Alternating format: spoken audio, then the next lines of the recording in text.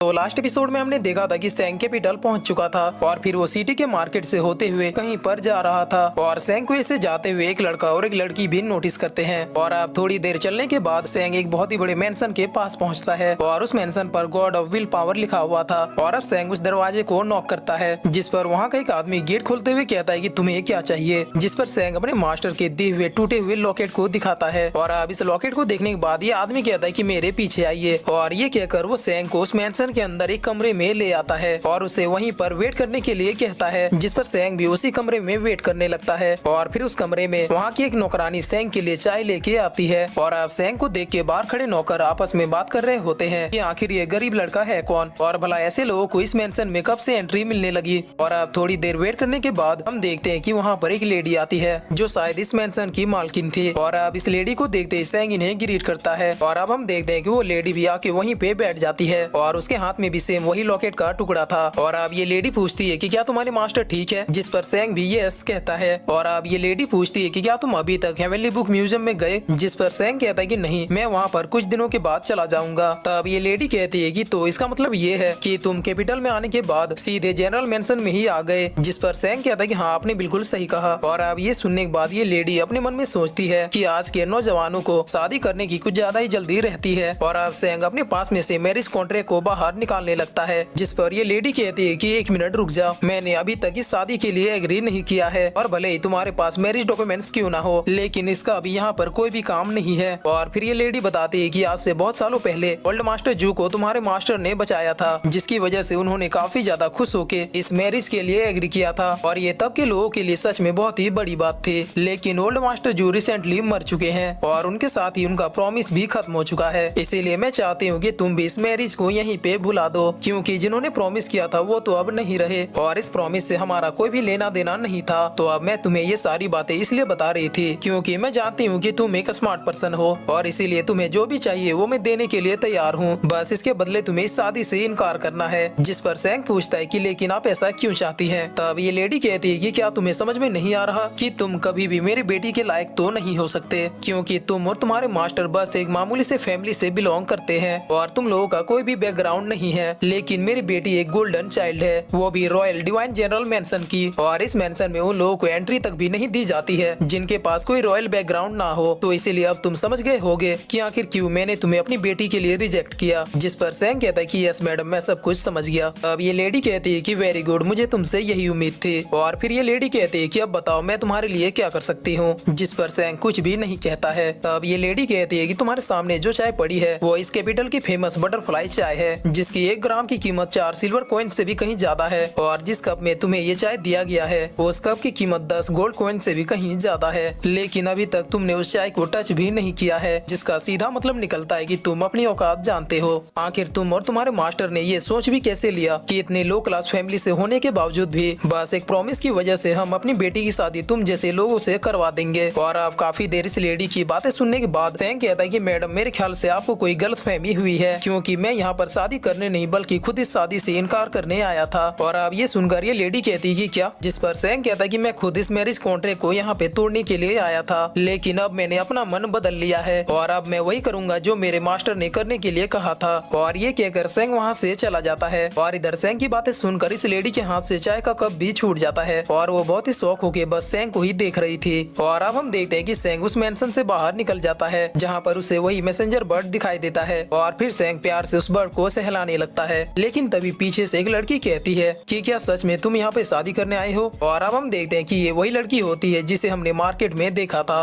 और अब सैंग कहता है कि हाँ, लेकिन तुम्हें ये बात कैसे पता। जिस पर ये लड़की कहती है कि मैं यंग लेडी की पर्सनल मेड हूँ और मैं यहाँ पर बस यही जानने आई हूँ कि क्या तुम सच में यंग लेडी से शादी करने वाले हो। जिस पर सैंग कहता है कि डेफिनेटली यस, क्योंकि मेरी और यंग लेडी जू की एंगेजमेंट हो चुकी है। और अब इतना सुनते ये लड़की सैंग को चुप होने के लिए कहती है और अब सीन चेंज होता है और हम देखते हैं कि ये लेडी अपने जनरल को सारी बातें बता रही होती है, जहाँ पर ये जनरल भी अपने स्वॉर्ड की ओर देखते हुए कहता है कि क्या सच में उस लड़के ने ऐसा कहा। तब ये लेडी उस लॉकेट के टुकड़े को वहाँ पर रखते हुए कहती है कि वो लड़का और उसके मास्टर गरीब जरूर हैं, लेकिन ये लड़का मुझे मामूली लोगों की तरह नहीं लगा। जिस पर जनरल कहते हैं कि तो फिर अब तुम क्या चाहती हो। तब ये लेडी कहती है कि वो लड़का हमारे लिए कोई प्रॉब्लम नहीं है, अभी हमारे लिए सबसे बड़ी प्रॉब्लम वो मैरिज कॉन्ट्रैक्ट है, क्योंकि रॉयल जून फैमिली बहुत ही जल्द हमारी बेटी का हाथ मांगने के लिए आने वाले हैं और उससे पहले हमें इस प्रॉब्लम को खत्म करना होगा। जिस पर ये जनरल कहता है कि तुम जानती हो कि तुम्हें क्या करना है। और अब हम देखते हैं कि ये लड़की सैंग से कह रही होती है कि एंगेजमेंट वाली बात को दोबारा किसी के सामने मत कहना, वरना कब मार दिए जाओगे किसी को भी नहीं पता चलेगा। जिस पर सैंग पूछता है कि ऐसा क्यों। अब ये लड़की बताती है क्योंकि जून फैमिली भी बहुत ही जल्द यंग लेडी का हाथ मांगने के लिए आने वाले हैं और इसीलिए जनरल मेंशन नहीं चाहेगा कि कोई इस बीच शादी में बाधा बने। और फिर ये लड़की बताती है कि जून फैमिली साउथलैंड की सबसे बड़ी फैमिली है और क्यूसन जून उस फैमिली का सबसे बड़ा बेटा है और लोगों का ये भी कहना है कि वो ड्रैगन का रिकॉर्नेशन है। जिस पर सैंग कहता है कि क्या कहा ड्रैगन। और फिर ये लड़की कहती है कि हमारी यंग लेडी इस कैपिटल की नेक्स्ट होली गर्ल चूज होने वाली है, क्योंकि तुम्हारी जानकारी के लिए मैं तुम्हें बता दूं कि बस 12 साल की एज में अपने बॉडी को प्योरीफायर कर लिया था और उसी एज में हेवनली बुक्स को पढ़ने के लिए घर से भी चली गई थी और बस कुछ ही समय में उसने मेडिटेशन स्टेज को भी ब्रेक थ्रू कर लिया और इसी के साथ हमारी लेडी स्काई फियोनिक्स की रिकॉर्नेशन बन गई और इसीलिए सारे लोग चाहते हैं कि यंग लेडी की शादी क्यूसन जू से हो। तो अब मेरे ख्याल से तुम समझ चुके होगे कि आखिर क्यों तुम्हें चुपचाप इस कैपिटल से निकल जाना चाहिए। जिस पर सैंग कहता है कि सारी बातें तो ठीक है, लेकिन तुम मुझे ये सब कुछ क्यों बता रही हो। अब ये लड़की कहती है कि वो इसलिए क्योंकि यंग लेडी ने मुझे ये सब कहने के लिए कहा था और इसके अलावा वो भी तुमसे शादी नहीं करना चाहती है। और अब ये सब सुनने के बाद सैंग इस लड़की को थैंक यू कहता है और फिर वहाँ से जाने लगता है। जिस पर ये लड़की सैंग को रोकते हुए कहती है कि वेट ए मिनट, तुम ऐसे नहीं जा सकते। अब सैंग पूछता है कि क्यों। जिस पर ये लड़की कहती है कि तुम्हें सबसे पहले मैडम के सामने मैरिज कॉन्ट्रैक्ट को जमा करना होगा। तब सैंग कहता है कि मैं वही करने के लिए यहाँ पर आया था, लेकिन तुम्हारे मैडम की बात सुनने के बाद मुझे भी अपने मास्टर की एक बात याद आ गई और इसीलिए मैंने भी अपना माइंड चेंज कर दिया। जिस पर ये लड़की कहती है कि तुम मेरी बातों को समझ नहीं रहे, तुम में और यंग लेडी में जमीन आसमान का फर्क है। जिस पर सैंग कहता है कि मैं सारी बातों को समझता हूँ और ये कहकर सैंग वहाँ से जाने लगता है। जिस पर ये लड़की पीछे से कहती कि देखना तुम अपने फैसले पे पछताओगे। और इधर हम देखते हैं कि ये लेडी किसी असिस्टेंट को ऑर्डर दे रही होती है कि तुम्हें हर हाल में उस मैरिज कॉन्ट्रैक्ट को लेकर आना है। और अब सीन चेंज होता है और हम देखते हैं कि सैंग एक होटल में आया हुआ होता है जहाँ पर वो रहने के लिए एक रूम मांगता है, लेकिन तभी वहाँ पर वो लड़का भी आ जाता है जिसे हमने मार्केट में देखा था। और अब ये लड़का शॉपकीपर की ओर पैसों को फेंकते हुए कहता है कि मुझे एक शांत रूम चाहिए। जिस पर ये आदमी भी यस सर कहता है और फिर ये आदमी कहता है कि आप दोनों का कमरा ऊपर की तरफ है। और अब सीन चेंज होता है और हम यंग लेडी जू को देखते हैं जो कि अपने पर्सनल मेड की भेजी हुई लेटर को पढ़ रही थी, जिसमें ये लिखा था कि ये लड़का जिसका नाम सैंग है ये भी यहाँ पर इस मैरिज को कैंसिल करवाने के लिए ही आया था, लेकिन मैडम की किसी बात से वो काफी ज्यादा गुस्सा हो गया और इसीलिए उस लड़के ने भी अपना माइंड चेंज कर दिया और उसकी आंखों में मरने का जरा भी डर नहीं था। और अब ये पढ़ने के बाद यंग लेडी जो कहती है कि चैंग सैंग आखिर तुम करने क्या वाले हो। और अब सीन चेंज होता है और हम सैंग को देखते हैं जो कि बुक्स को पढ़ रहा था, लेकिन तभी हम वहाँ पर किसी असिस्टेंट को दौड़ते हुए देखते हैं और इस बात का पता इस लड़के को भी लग जाता है